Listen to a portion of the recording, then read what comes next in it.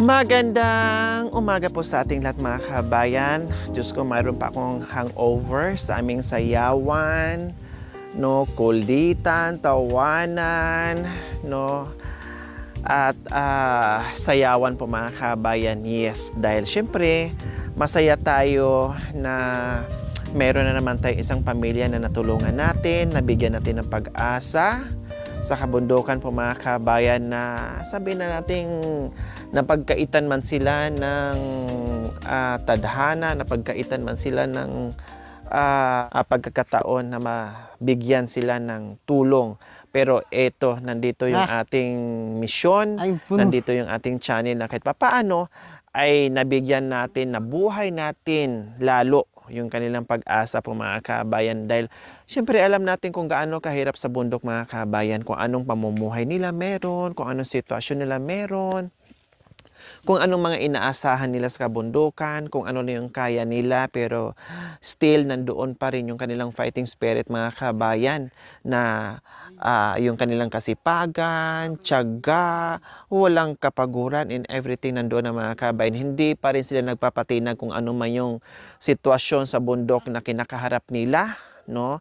Yung sitwasyon sa bundok na alam nilang sobrang pagod na nila, pero nandoon pa rin sumusulong na hindi umuurong. So nandito tayo mga kabayan na kahit papaano makapagbigay ng munting pag-asa, buhayin ng konti yung pag-asa nila, gisingin munti natin yung pag-asa ng mga kabayan para kahit papaano lalo nilang i-push o lalo silang magpupursige, lalo silang magsisipag para sa kinabukasan ng kanilang anak. Kaya siyempre si Kuya Anton and Ate Janice ang nabigyan natin ng munting pag-asa, pagmamahal, dahil very soon, uy, bubuyog ang laki.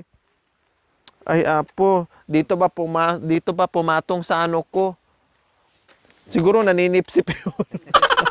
Dito talaga sa ano ko pumatong, kinaban, tumayo yung balahibo ko.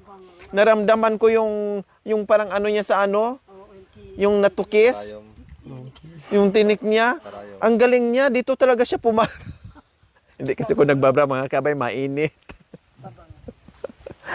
Kaya, kahit pa paano po mga kabayan, ay sumaya ng bongga si Kuya Anton dahil sa malapit na sila magkakaroon ng damulag or kalabaw po mga kabayan. Kaya abangan pa at magsubaybay pa, no, sa araw-araw ng ating vlog dahil marami pa tayong mabibigyan ng motor with kulong-kulong, kalabaw, or cash assistance po mga kabayan. Yun po yung ating ipamimigay. Kaya after ka Kuya Anton mga kabayan, lakbay na naman tayo, fly away kung saan tayo dadapo upang makapaghanap na naman tayo ng panibagong pamilya na deserve mabigyan ng pagmamahal. Kasama ang ating mapagmahal na mga sponsors, subscribers, followers, YouTube members, viewers, commentators, sa lahat na nagtiwala at nagmahal sa aking muting adikain. Congratulations sa ating lahat. Maraming salamat. Mwah. Okay, Kuya Anton. Ay, mukhang mwah. Sige na. O, yun. O, Kuya Anton, halika. Kumusta? Mukhang gumagwapo tayo lalo ngayon na. Ha? Saan ang lakad mo? Gusto ng lakad kanina. Ha? Saan ang lakad mo? Mukhang gumagwapo kayo lalo ngayon at mukhang maaliwalas lalo ang mukhang mo ngayon na. Masaya ba? Masaya? Masaya. O siyempre alam ko naman dati na kahit mahirap ang buhay, alam ko naman. Kaya nga sabi ko, alam mo si Kuya Anton, dati nasa sulubong ko yan. Gaganon. Kahit may bakay yan na super bigat, grabing pawis, tagaktak talaga ang pawis mga kabayan. Kahit nakabakay yan, pag sinabi mo, o kuya, o bigyan mo, minsan binibigyan kita, tama kuya, o inaabutan ko ng or pagkain ba, or cash ba, ala bakay-bakay. Pero pag tinawag mo, i-smile talaga yung mga kabayan. No? Hindi mo makitaan na parang, naka-smile yan. No, smiling face. Ganyan yan siya mga kabayan. Kaya ako sabi ko, natuwa naman akong taong ito. Kaya minsan binibigyan namin siya mga kabayan, basta masalubong namin. Natuwa naman ako nito dahil kahit anong hirap sa bundok, kahit anong pagod niya, kahit anong bigat ng daladala niya, ay nakatawa pa din. 'Di ba? Minsan nga hindi ko nga alam ano ba tong tao ito o ano ba to? Tawa ng tawa eh. So ganun siya. Si asawa naman niya, ano sila, baliktad, opposite sila. Si Kuya Anton, smiling face, no? Yung asawa niya mabait din. Kaya lang syempre mahiyain. Tapos akala mo laging nakasimangot. Pero pag kinausap mo naman at sasayo or kakanta naman siya, mahiyain lang. Dinaig lang ng hiya. Pero mabait din tulad ni Kuya Anton. Syempre iba-iba naman ang attitude natin. Hindi naman porke na lagi ka nakaganyan, hindi ka nakatawa eh, iba na ang ugali mo. So, depende yung sa tao. Mayroon talagang taong kwila, no? Mayroon talagang taong smiling face, kahit daganan pa yan ng kaibigat-bigat na problema sa buong daigdig, ay lagi pa rin nakatawa. So, ganyan si Kuya Anton. O, di ba? O, dito kayo mainit. So, ano na pag-usapan nyo kagabi? Walang nangyaring sisihan? Hindi po. Hindi ka kinurot-kurot ng asawa mo? Ikaw kasi? Hindi naman po. Ha? Hindi po. Hindi. Hindi po. Ikaw, hindi mo rin siya sinisina. Ikaw kasi number 1 sabi mo, pula. Hindi po. Hindi, walang sisihan. Wala po. Oh, maayos. Anong napag-usapan nyo kagabi? Anong kwentuhan nyo kagabi? Na alam nyo na manalo, ay alam nyo na meron na kayong kalabaw very very soon. Anong napag-usapan nyo? Anong kwentuhan yung dalawa? Yung kalabaw kapon. Nagkwentuhan kayo? O anong sabi ng asawa mo? Sabi niya, gusto ko sana may kalabaw. Sabi ko sa kanya, oo, meron ng kalabaw eh. Meron ng kalabaw. Oo, tinawag ko na, sinabi ko na. Kaya lang, syempre, secret lang muna kung anong araw namin i-deliver. Kasi minsan, syempre, baka mamaya sabihin ko, oh, bukas na. Eh, syempre, hindi natin alam, may delay yung pag-deliver, may mga ganyan kasi, may problema yung sasakyan. So, may mga ganyan kasi, kaya secret na lang. I-surprise na lang namin kayo. Basta na-order ko na yung kalabaw, i-surprise na lang namin kayo kung kailan namin ihahatid doon. Ako mismo maghahatid doon sa itaas. So, ano pa napag-usapan nyo? Nagpintuhan kay kagabi ng asawa mo? O anong sabi? Wala naman po. Ha? Wala naman kwento. Katapos ng kwento kami dalawa, natutulog kami. Pagkatapos na... Siyempre, sabi mo sa asawa mo, matagal-tagal na tayong hindi naglabing-labing. Ngayon may bago tayong kalabaw, labing-labing muna tayo. Oh, hindi? Hindi. Ngayon, anong oras ka umalis? Kaninang, sabi mo kaninang alas 2. Alas 8? Oo. Alas 8 ako papunta. Kanina Pero po. anong oras ka galing umalis doon sa inyo? Kaninang umaga. Umaga. Oh, kundi nalayangin ka na. Hindi. Kasi sabi ko sa kanya, kasi kami Kuya Anton, ang oras namin, alam mo naman, mga puyat kami, mga pagod kami. Punta ka lang doon alas 8 or alas 9. Basta kami darating. Kung mauna naman kami, antayin namin kayo. Kung mauna ka naman, kahit anong mangyari, no, antayin mo kami. Basta kapag sinabi kong pupunta ako sa araw na yaan, malate man ako sa oras, pero darating at darating ako sa araw na yaan. Very good Kuya Anton, mga kabayan. Talagang pagdating namin, dito lang nakaupo. No, dito lang kabo. Minsan kasi, sabihin mo sa kanila, kita tayo doon doon. Ganitong oras. Kasi siyempre mali tayo. No? Aday, akala namin hindi pa dumating. Yung pala, pumunta na dito, na-late lang kami ng 30 minutes, o wala pang less than 30 minutes mga kabayan, umuwi na kasi hindi naman daw kami dumating. Ay pag minsan naman po mga kabayan, makita tayo doon namuti na lang yung mata namin mga kabayan, walang anino na dumating. So ganyan po talaga mga kabayan. Kaya ito si Kuya Anton, believe talaga ako, very good talaga. 'Di ba? Kung anong usapan namin, na-late nga kami. Na-late, yes. Na-late, pero nandito, nakaupo lang talaga nag-aantay. Kasi tinandaan talaga ni Kuya Anton na huwag aalis.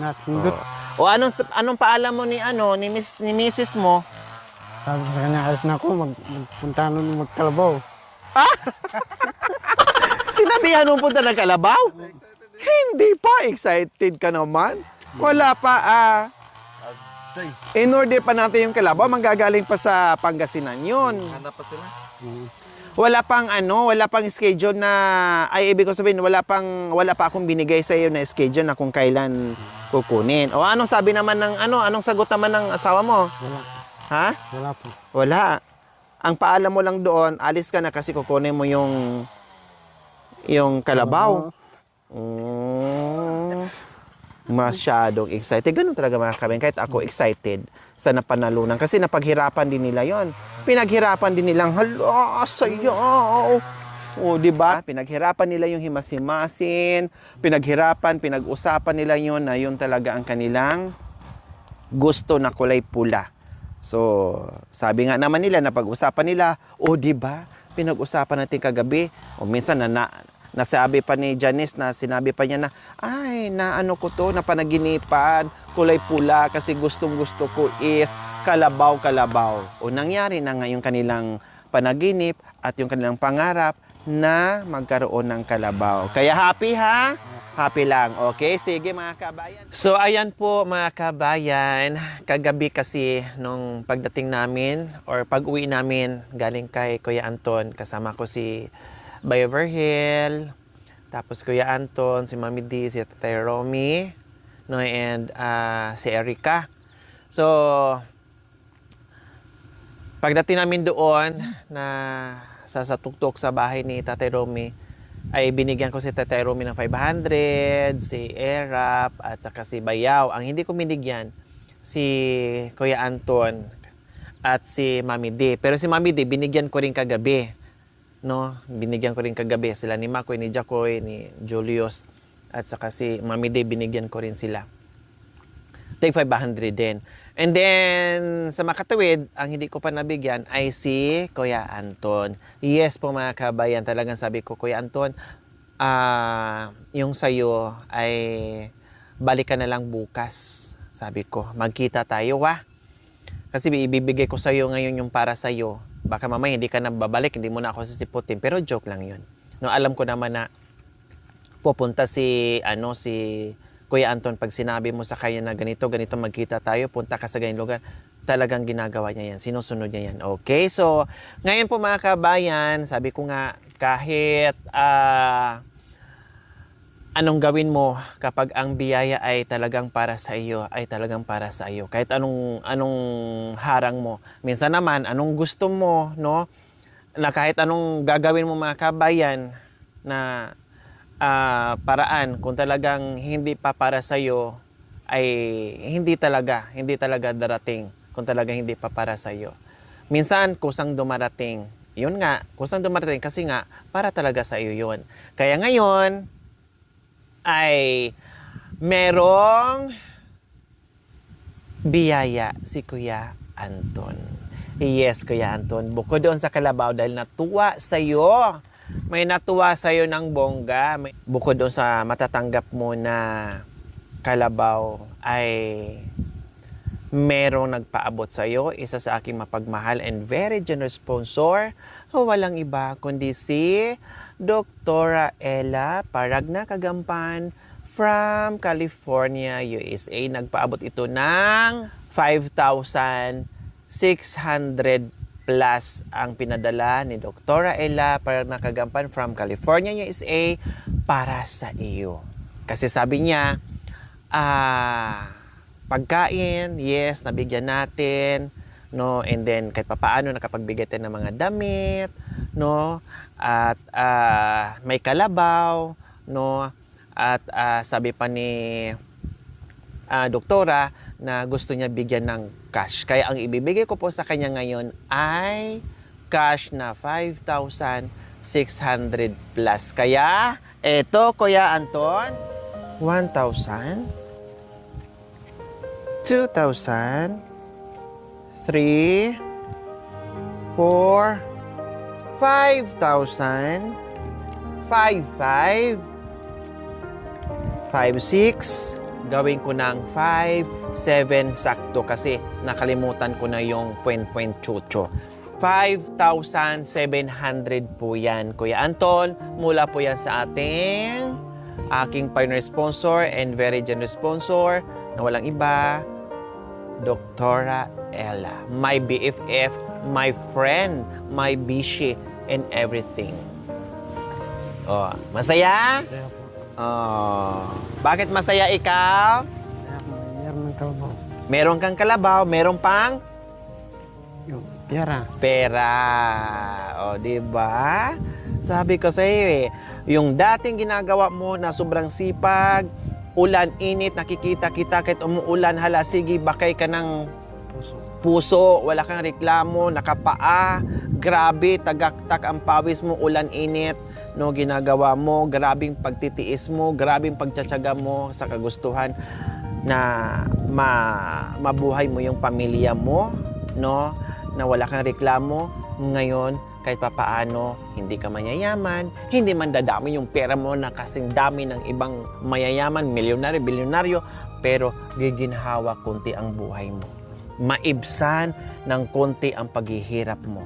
Maibsan na kahit papaano ang pagbibitbit at pagbabakay mo ng mabibigat na kalakal para sa pamilya na ibubuhay mo sa kanila. O, di ba? Ang kapalit ng paghihirap mo noon, ngayon ay saya.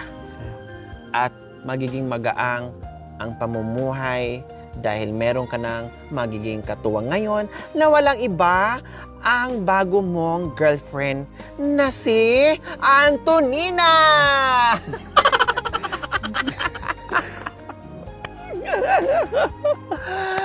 Kaya sabihin mo kay Ate Janice, huwag siya magselos ni Antonina, ha? Kung madalas mo siyang haplusin, kung madalas mo siyang hilain doon sa kagubatan para mag-date kayo doon ni Antonina, paliguan mo siya doon para babango siya, pakainin, painumin, and everything para lumaki at dumami. Kalabaw, para pagdating ng panahon ay marami ka ng kalabaw. 'Di ba? After few months, 5 months, 6 months, malaki na ang kalabaw mo at pwede na siyang padamihin. O, 'di ba? Anong pangalan ng kalabaw mo? Anthony po. Antonina. Antonina. Yan. Yan ang magiging kadate mo minsan sa kabundukan. Siyempre, hila-hilahin mo yan eh. O, halika muna dito, Antonina. Hayaan mo muna dyan si Janice. Mag-date muna tayo. Pakainin muna kita doon sa kabundukan o sa amos, doon sa masusukal. O, hila-hilahin mo yun. Ipastol mo yun eh. Ipastol mo sa akin. Ang teknik doon para mabilis dumami at mabilis lumaki ang kalabaw, laging napaliguan, laging pakainin busog, laging painumin, magpahinga siya. Mabilis lalaki ang kalabaw. Pero kung hindi ka masipag magpastol, no? Hayaan mo lang siya diyan, tamad ka magpastol, tamad ka mangumpay para kakainin niya. Siyempre, ang ano niya, ang paglaki niya ay mahina din. 'Di ba? Pero pag madaming pagkain at magaling ka mag-alaga, siyempre mabilis lumaki 'yan, Kuya Anton. Oh, 'di ba? O masaya ka? Masaya po. Ha? Hindi ako nagpapastos yung kalabang binang ko. Hindi ka na magpapastol kasi meron kang sariling kalabaw na ipapastol mo. O siyempre, magpapastol ka ng sariling kalabaw mo. Kahit anong busy mo sa trabaho, kailangan huwag mong kakalimutan na alagaan mo rin yung kalabaw kasi sayang. Bukod sa sayang, malaking tulong mo yan sa paghanap buhay para paglaki niya, lagyan mo ng parasay at lagyan ng kalakal. yes, para hindi ka na masyadong mapagod. Kasi pagod ka na sa pag-harvest ng kalakal, pagod ka pa sa pagbabakay, doble pagod mo na. Unlike ngayon na pagod ka sa pag-harvest, pero sa pagbakay, sa paghahakot, hindi na. Mabawasan na. Or yung si Antonina na ang magbabakay ng mga karga mo. Tapos, pag dumami, binta yung iba. Siyempre, ganun talaga. No? Padamihin, tapos ibenta yung iba pag kailangan. Pag hindi, sige, hayaan lang munang dumami ng dumami. Pagdating ng panahon, pag kailangan, saka mag-dispose ng isa. O magbenta ng isa, pag kailangan. Pero pag hindi naman kailangan, huwag din. Kasi mauubos at masasayang din yung pagod mo. Di ba? Okay.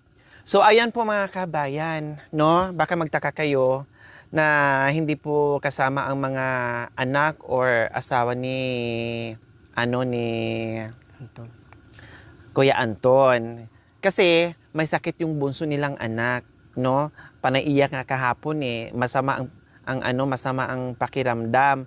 At siyempre bata pa, no, at napa-check up naman na nila. Siyempre bata pa mga kabayan at malayo, no, mainit o lalo magkasakit yung mga bata, no, may mga ubo-sipon, no, mainit. Kaya madalas ang bumababa ng bayan is yung ano lang talaga, mister lang, si Kuya Anton lang. Madalas na iiwan yung ano doon, yung mag-iina. Kasi nga malayo, mainit, o may mga sakit pa, o siyempre ang hirap lakarin, ang layo-layo, 'di ba? Kawawa naman pati mga bata, mainitan. Salamat po, ma'am, doktora Ella sa binigay laki niya. Maraming salamat po. Thank you for watching. Don't forget to like, share, and subscribe.